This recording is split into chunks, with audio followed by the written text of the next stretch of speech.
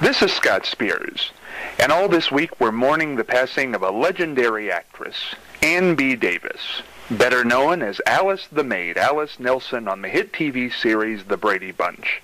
She passed away Sunday at age 88.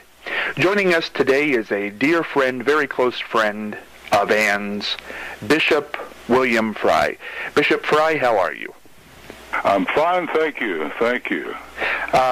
Bishop, the first thing I want to talk about is, for people who don't know, could you tell us a little bit about you and how you met Ann? Ann B.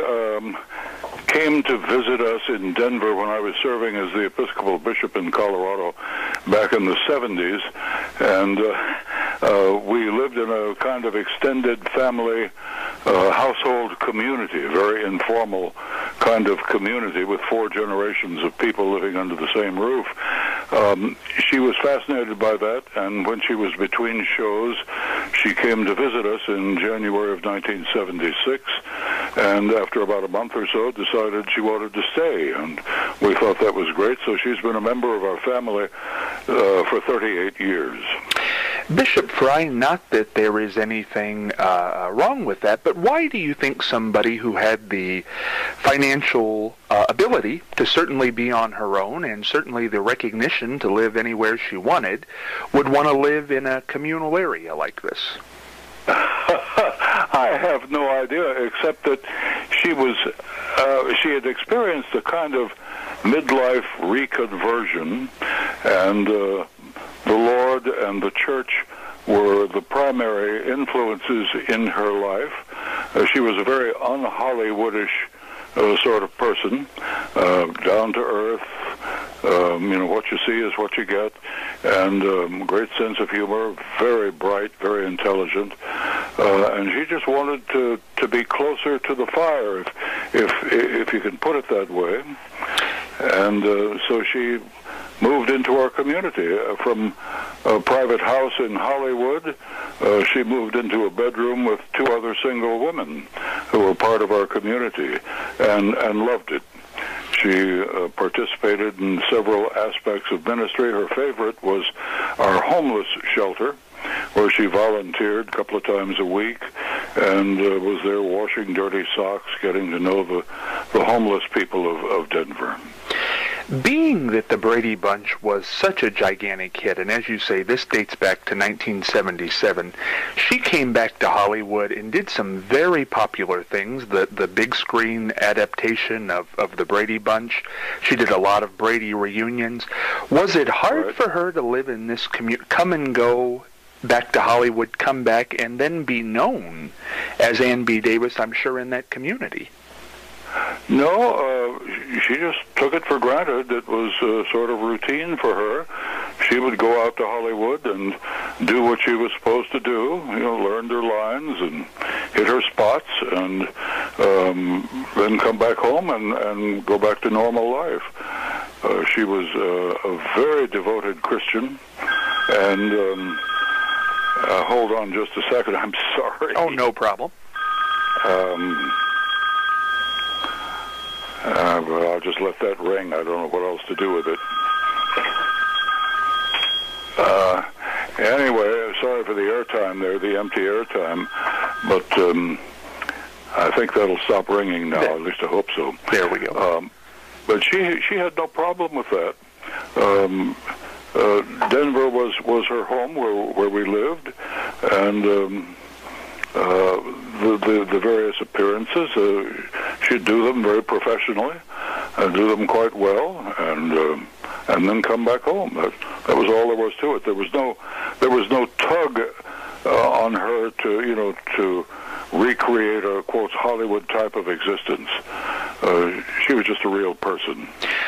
Being that she did have such recognizability, I think everybody has seen the Brady Bunch, was it ever hard for her to go into a homeless shelter or live her life without assistance? Just in public, was she encroached upon by people who just wanted to meet her? Not too bad, no. Most people, certainly church people, just took her for granted. They were delighted to have Ann B. as part of our church community in Colorado. and she traveled around to give her testimony to a number of people in different churches all over the country. But she was just a regular person and didn't seem to be bothered by that. She was very gracious to people who did want an autograph or a picture or something like that, but that didn't distract her from her purpose in life. Were people ever shocked that the person helping them was Alice from the Brady Bunch? Of course they were. At least those who had seen TV or anything and known her, they were a little bit shocked, yes, but delighted. Absolutely. Bishop, I want to ask you this because I would assume you probably know her best than anybody in the last 30 years, 40 years. Why do you think somebody who was so driven, because you have to be driven at some point to have the success that she did in television, could leave it all behind? Was acting a love of hers, do you think? Oh, yes, very much so. She loved acting, loved doing her job, but she had other priorities in her life which she knew were more important. Her awareness of God, her awareness of the Lord was primary in her life. That's the big thing. That's the big issue in her life, not the glitz and the glamour of anything else. The last 10 years that she really hadn't done a whole lot of acting, two questions. Number one, was that a conscious choice not to act anymore and appear on the big screen?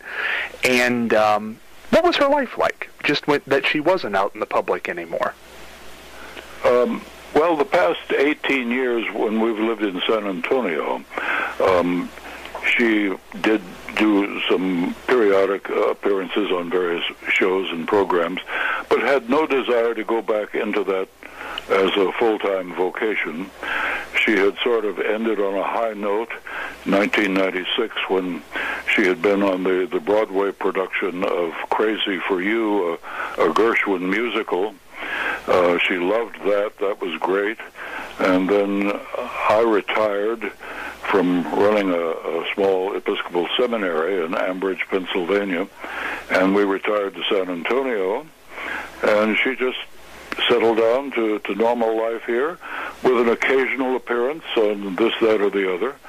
But I think the last time she did anything official was 4 or 5 years ago. There was a TV Land special where they were honoring members of various TV series, all the way from Roots to the Brady Bunch and everything in between.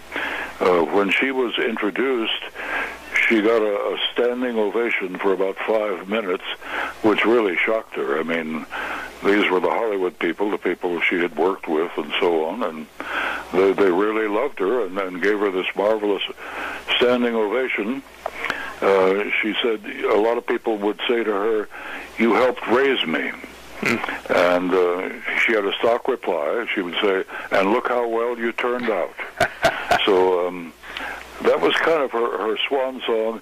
Since then, with old age, she's had arthritic knees and difficulties with her rotator cuffs, limited movement of her arms, walked with a walker, little difficulty hearing, and her vision was beginning to be diminished a bit.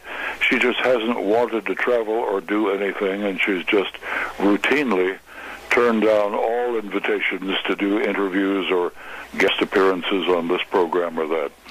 And so she's just been happy to stay at home, be a very active member of her local parish church, and do all the things there. She go to church twice a week, very interested in a Bible study that she went to another day of the week, lots of reading, and sitting watching old movies or things of that nature.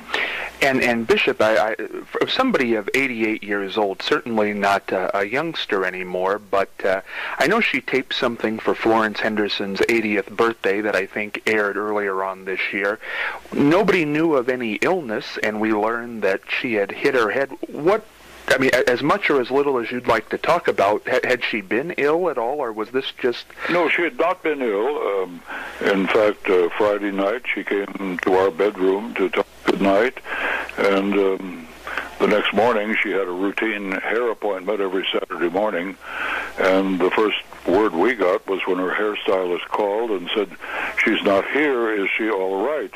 We assumed that that's where she was. So I went to her bedroom, knocked, got no answer, opened the door and heard a little moaning from the far reaches. Went in and we found her on the floor in her bathroom where she had apparently fallen, hit her head, and done severe damage, a large subdural hematoma. And we immediately called the EMS. They came, took her to the hospital. She never regained consciousness, opened her eyes a couple of times, but never spoke again, and died peacefully 24 hours later. It just sounds so shocking. How has everybody coped with this who knew her? Oh, Lordy, we're all in mourning here at our household, and our family is around us, children, grandchildren, all of whom she helped raise. Our family became her family. The only living relative she has is a twin sister who lives in Tucson, and they Skyped every day, but her home was here. This is where she's been living her life for the past almost 40 years. And so all of us are in deep mourning. We're still in a state of shock, having difficulty coming to grips with the reality of it all.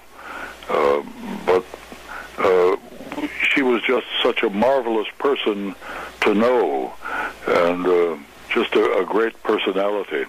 We'll miss her, obviously, but we know she's in good hands. Absolutely.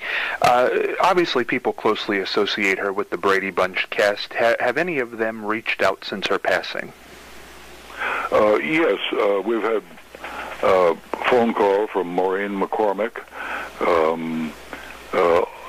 and the author of some of the Brady Bunch stuff, Lord Schwartz, very much a friend, close friend. I think one or two of them may show up for her funeral, which we'll do at her home parish here in San Antonio in a week or two. But yes, so we've gotten emails and various messages from other media. And before I wrap this up, because I can imagine you're just terribly exhausted, I do want to just clear one thing up for people who don't understand what was going on where she lived, living in this community area. Is that a family? Is that a relationship? What kind of brother, sister, husband, wife? What? Yeah. She's living with us as sort of a maiden aunt. She used to describe herself as the maiden aunt in the family. Just been a normal life with my wife and I and every other person who has been over the years part of our community. It's just an extended family. It's just like having, a Walton-type family under one roof. Lots of people for a long time.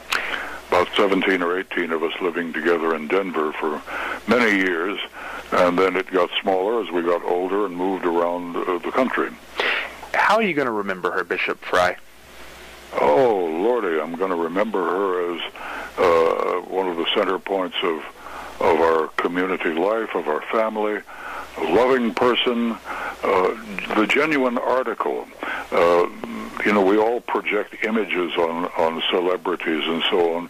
The image that she reflected was one of wholesomeness, a great sense of humor, love, mercy, and intelligence. And that's exactly who she was. So that's the way we'll remember Ann B. Bishop Frey, I know this is a tremendous, tremendous loss, tremendous shock, and a tremendously busy time for you. I can't thank you enough for sharing your memories of Ann, and I do want to let the audience know Ann B. was on with us about 5 years ago from the home of Bishop Frey at that time, and it was a pleasure talking with her. She truly was, I think, everything Bishop Frey just said she was. Oh, she really was. Yeah, thank you, Bishop She's Frey. a real item. Absolutely. Well, God bless you all. Thank you. Thank you. You take care. Okay, bye-bye.